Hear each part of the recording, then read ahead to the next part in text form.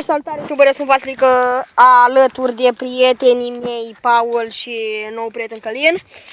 Astăzi vom face episodul numărul 3 din parcul escaladări. Prima escaladare e asta. Ok. Pe limba, ca să înțelegeți, e Paul, care să vă dau full. Paul, Călin vor face un concurs.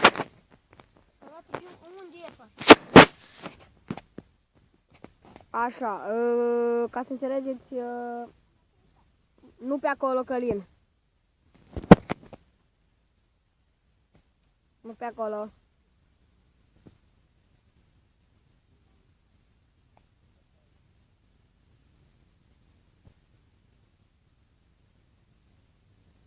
Și câștigătorul este Paul. Călin nu trebuia să urci pe acolo, trebuia să urci. E câștigătorul Paul. Ok. Bună, deci asta este a doua. Vom face concurs Călin. Călin nu pe acolo. Nu pe acolo.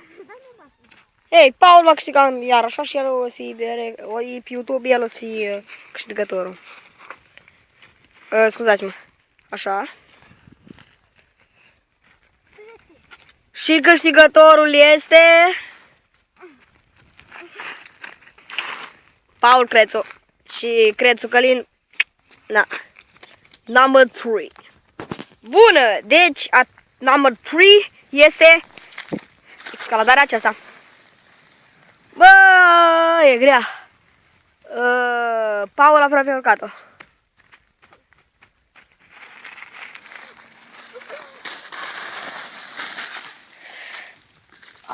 Și Paul s-a lovit. Paul, stați un pic. Așa, și Călin a urcat pe modul mai ușor, deci uitați-vă puțin. Pe acolo urcă și un, nu știu, și un bebeluș. Da, și câștigătorul este Paul.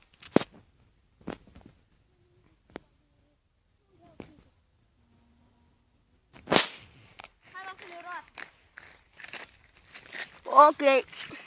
Mai avem vreo ceva, Paul?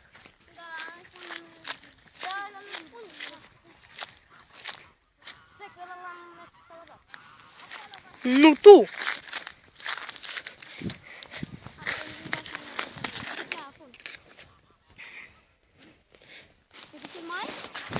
Și, da, eu filmez. Încă. Așa. Ok? Și ultima escaladare care va decide câștigătorul cupei Plugare Escaladări este asta. Dacă o va face unul dintre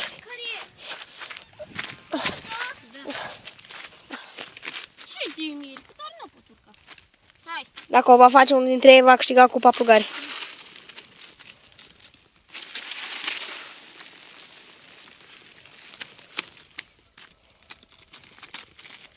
Călin, uitați cum trișează, deci de asta. Și Paul a câștigat! Și câștigătorul cupei Plugare Escaladări este Paul Crețu! Mă scuzați, deci cupa Plugare încă nu este câștigată. Mai este o singură, dar o singură escaladare. Este groapa de lut, așa se numește. Și o va câștiga cel mai bun. Acum se va decide adevăratul câștigător al escaladării cupa Plugare. Călin, ai trișat iar, te-ai dus pe acolo, n-ai voie să urci pe acolo. Și cupa Plugare Escaladări este câștigată de Crețu Paul! Da, tare! Acesta este câștigătorul, Crețu Paul, și pierzătorul, Crețu Călin. Ok? Asta a fost episodul de azi. Dați un like, coment, share și la revedere!